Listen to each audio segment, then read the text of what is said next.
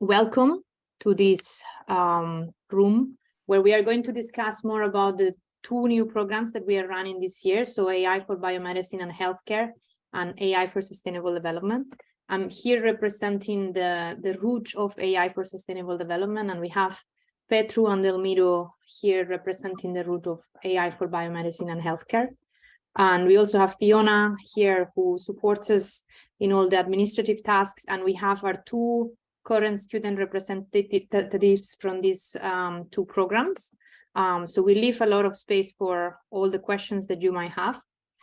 So I'm just going to start with the AI for Sustainable Development program, and then we'll move on to the Biomedicine and Healthcare one. But just to say before we start that both programs they are both sister programs, so to say. So they are both part of one program, which is AI for domain-specific applications. And then there's two routes which have different, some different modules, but the backbone of the programs, which is mostly on foundational AI modules, is common to both programs. So that's something that we are going to see. Just sorry, I think, sorry, Maria, I think if you have questions, you can drop them in the chat, right? Yes. There's also the Slido, but I think it might be better if we just do it in the chat. The Slido is for the main session. Yeah. Okay, sorry, go on. Yeah, I will just talk a little bit about the program in 5 minutes, and then we'll move on to questions, because I think it's quite quick, the presentation that we have. So I'm just going to cover very quickly who this program is designed for, career outcomes. We can talk a bit about some of the projects that we've been running, and later on we'll hear a bit about Gabriela and Rita, who are currently studying the program, and Petru will tell us a bit more about the biomedical route. So this program is specifically designed for computer scientists, mathematicians, statisticians, someone who might have studied physics, for example, or a similar discipline.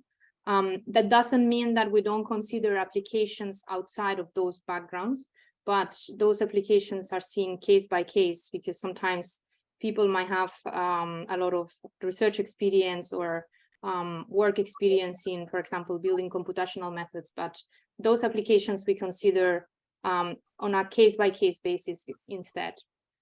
So the program is designed to equip you with a lot of technical training in AI, but also because it's an applied master, it's also about real-world scenarios, developing these sustainable development techniques, and essentially building technology for sustainability, and discussing a lot about the role of technology that it has to play in building a more sustainable future.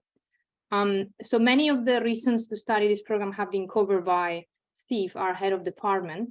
But beyond that, the program offers different links to partners from across the world. We have, for example, been offering projects with Unilever this year, and with different startups such as Carbon-Re, which are in the climate tech space.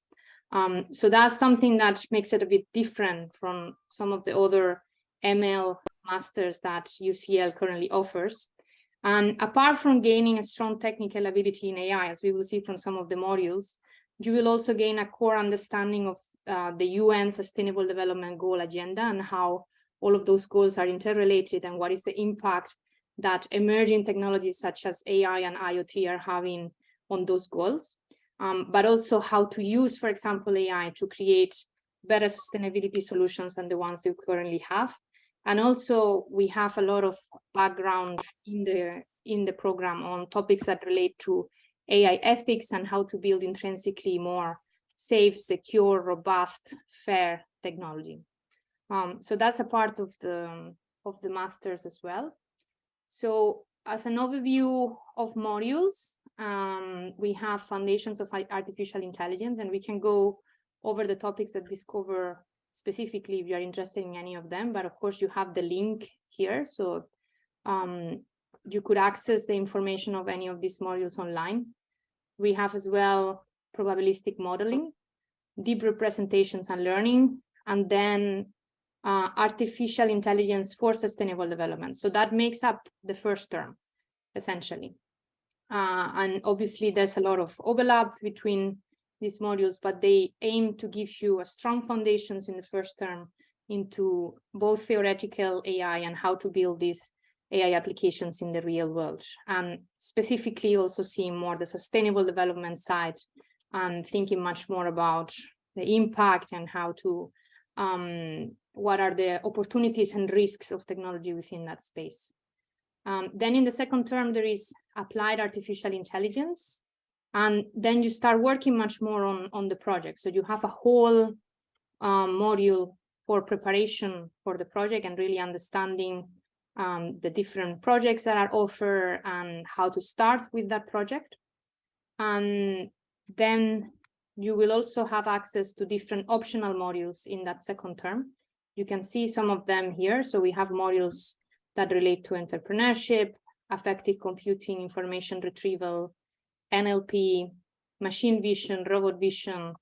I'm teaching as well one module called responsible AI. So here it's much more about ethics, privacy, transparency, interpretability, and all of these very big topics at the moment in terms of making the technology much more safe and secure. And we are also offering a lot of new modules from next year. So we have reinforcement learning. You'll also be able to access the AI for biomedicine and healthcare because it's obviously part of the Sustainable Development Goals. And we have as well computational modeling for biomedical imaging, auditory computing, and perception and interfaces. And in terms of career outcomes, I think there's a lot of different jobs that will open in terms of applying AI for sustainability. You know that there's a lot of funding, for example, right now in terms of startups in climate tech. But also this type of master also offers any opportunities that relate to having technical background in AI. But also because you understand the social and economic and environmental issues, you have a set of skills that differentiate you from any other graduate from a standard AI master. And also the ethics side and all of the side that aims to build more intrinsically secure technology is also important because that's also a differentiating factor of the master. So I'm wondering if we should move to the slide from Gabriela so that they can hear very quickly about this specific master, and then we move on to any questions, because maybe some of the questions are answered by... There are a few technical questions. The one from Margaret is how many years these MSCs have been around. So this will be the second year they're offered. There's a question from Eli, is it possible to do multiple modules at once? I'm not sure I understand what at once means, but yes, you can do, you have core modules and then optional modules, and you can take, well, as many optional modules you want, but they can overlap. Yes, we have to 180 credits in total. Sorry? All your modules have to add up to 180 credits, so it can't be more than that.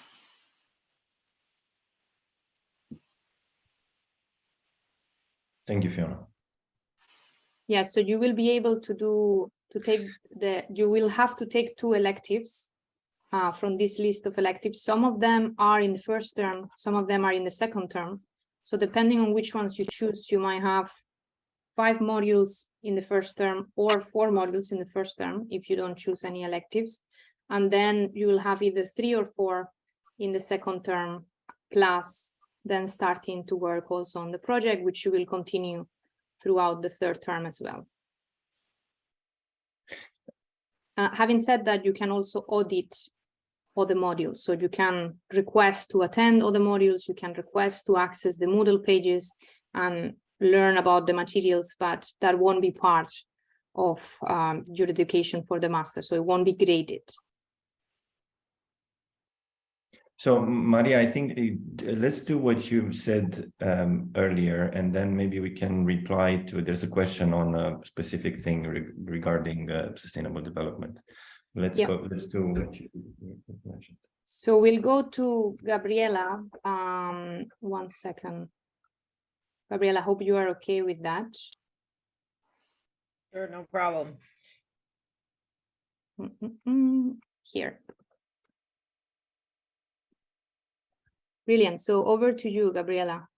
Okay, awesome. So hello to everyone. So I'm Gabriela, I'm from Mexico. And as Maria said, I'm part of the program for the Artificial Intelligence for Sustainable Development. And I'm going to talk to you a little bit about my experience. And after me, then probably Rita is also going to tell her experience during the biomedicine healthcare program. So what are the recommendations before starting? Try and play a little bit with Python and get comfortable with it. So in my personal experience, I hadn't programmed in that language. I didn't learn it in my undergraduate, and it is something that you will be using during most of the modules in the program. Then make sure to do a brief math recap. So some people have been asking, what should we know right before starting the modules and all that? I would recommend looking into linear algebra. That would be one of the basics for the program. Something around probability statistics and calculus. Also, make sure that you look into other online resources. So there are a couple of courses online. Let's say you can find some AI module that was given in Stanford, and you can probably find that on YouTube. And that way you can start getting comfortable with some of the jargon that you're going to be seeing during the masters. As Maria mentioned, for the Sustainable Development Program, you will get very comfortable knowing information about the Sustainable Development Goals from the United Nations. But it's always helpful, just to go into the website, see what's there, learn what are the goals that they have, and maybe try and find something that will interest you, right? Because some of the things that you will look into the class and the courses will be around looking more, doing a deep dive into some of those topics. And also be ready to make this your own experience. So I have already been approached by a couple of you regarding my own experience and, asking about the societies at UCL and what types of things you can do, if there are any other groups that you can join while you're there. And you have to make this as different to like an undergraduate program. The master's program, you have people from all ranges. So there are people who are just joining right after their undergraduate, and there are people who are joining maybe 5, 6, 7 years after they've been working already in the industry. And they all have different interests. Some of them have their family back home. So be sure that if you want to have a really cool experience at university, then join some of the societies that are available and, make your own friends and get together with study groups and all that. But your experience depends a lot of what you do during your time here. Then why UCL? Why would I recommend it? So this is a unique program. At least when I was looking into master's program, I did not see other programs that would offer anything around sustainable development goals. And that's what made me fall in love with this program. Then there are definitely a ton of research opportunities. So if you are thinking about continuing into a PhD, there are multiple projects that are being offered. I believe that they were offered more than 70 different projects between industry and research opportunities. Just for both of our programs, and we can kind of look into them and decide what we would like to work on. And then there's a super international cohort. So personally, I had not had the opportunity, to study with people from so many different backgrounds. And that's something that really enriches the program and your experience while you're here.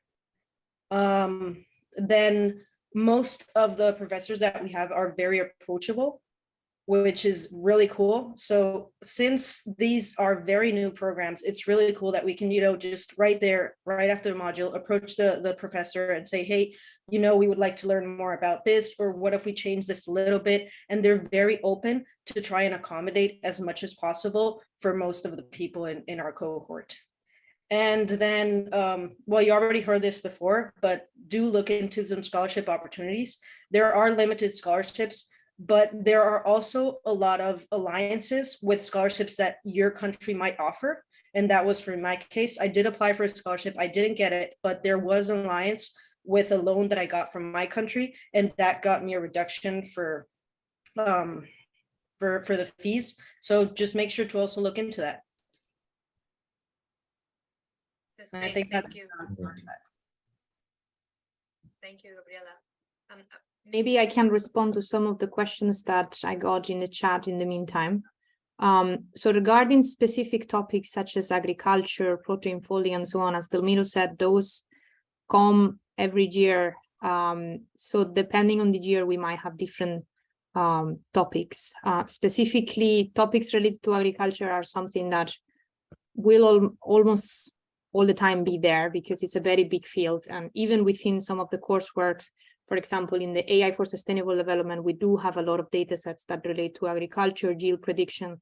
So it's something that's definitely during the program, we want for you also to really understand what are the sustainable development goals that you are interested in and dive deep into those so that then you can choose both courseworks that are aligned with your interests, but also later on for the master thesis. For topics such as protein folding, those might be very large scale models that are not really suitable for a master thesis.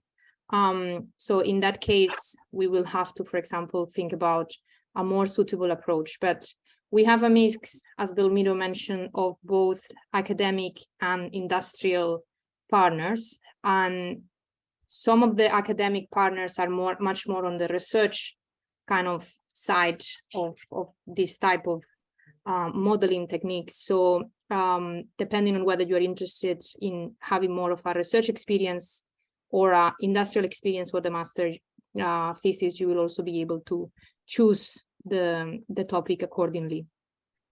Is there any questions? If there's any questions that you see we haven't answered, can you post them again, please, so that we don't keep track?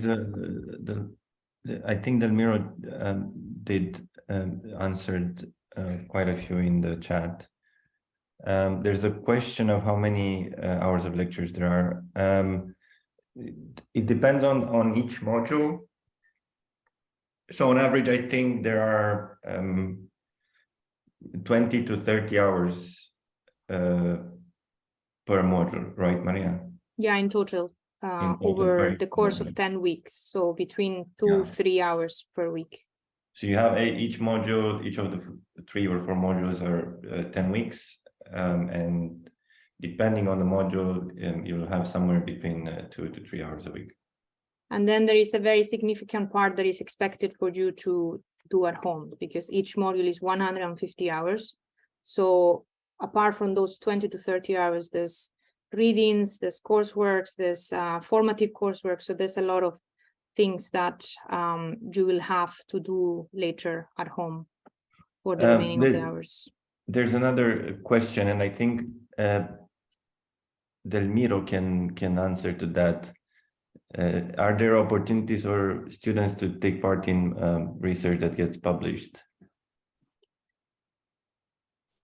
I'm writing the answer, but yes. So absolutely, that is the whole idea. In fact, this our postgraduate education is precisely to facilitate that if it happens.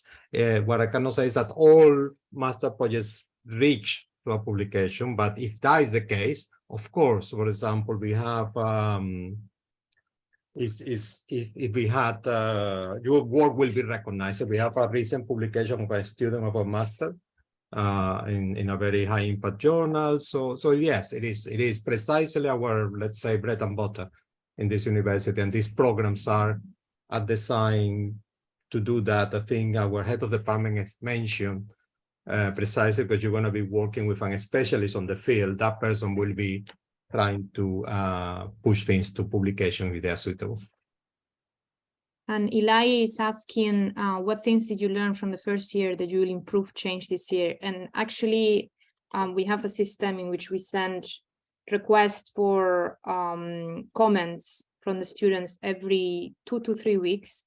So we have actually been dynamically changing the content of the different modules according to the comments as well. So as Gabriela said, it's very much an experience that has been shaped by the feedback that we've got. So we've done really a lot of changes already, not for next year, but during the course of the first year, we've been really doing a lot of changes in that, how we deliver the classes, what kind of materials you want to see, and so on. Okay, Petru, the floor is yours. Thank you. So as Maria said earlier, these are two sisters modules, so they function in the same way. The difference is this MSc is focused on biomedicine and healthcare, which is also a sustainable development goal if you want. And you will be exposed to the challenges that healthcare faces and will face in the future. And you will you'll try to figure out solutions how to solve many of these challenges. And you will also learn how to use the technical skills that you acquire during the module to how to specifically use them in the biomedical domain, how to use them to analyze biomedical data. You're going to see a lot of a wide range of applications, from medical imaging to electronic healthcare records, and so on. Right. So the overview is very similar. The difference is there's a compulsory module which is AI for biomedicine and healthcare, rather than AI for sustainable development. And then you're gonna have the same backbone. So we can move to the next one. And again, you have optional and elective modules. You can do bioinformatics. There's computer vision, and I think these are all I think you can also take the AI for sustainable development as an elective. Yeah, and I think some of the other ones, the reinforcement learning and some of the other new ones that were listed are also available here. Yes, I think I might have missed. Yeah. So I think I went through this. You will. So if I want to summarize this, you're going to see a lot of applications and a lot of challenges. So you're going to get a broad overview and some knowledge, superficial, high-level overview. And if you want to dig into a specific subject, and if you're interested in aspects of healthcare, we're here to push you to go deeper. And this is also the point of the dissertation, but you can do this via the coursework and during the during the program.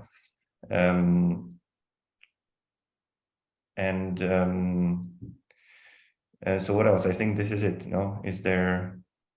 Yeah, maybe we can go to Rita's part, because that tells them more about the actual experience. Okay. Sure. So hi everyone, my name is Rita. I'm from Belarus, and I'm a student at MSc for AI for Biomedicine Healthcare. So I think most things were covered, but I'll just quickly share what I've gathered here. So in terms of application, I think it's really important for you to have technical background, some coding skills, as well as mathematics, and also passion for healthcare. And I know some students were just asking whether they actually need experience in healthcare. I don't think it's necessary, but it's very important for you to have this passion and desire to work in healthcare industry or in biomedicine.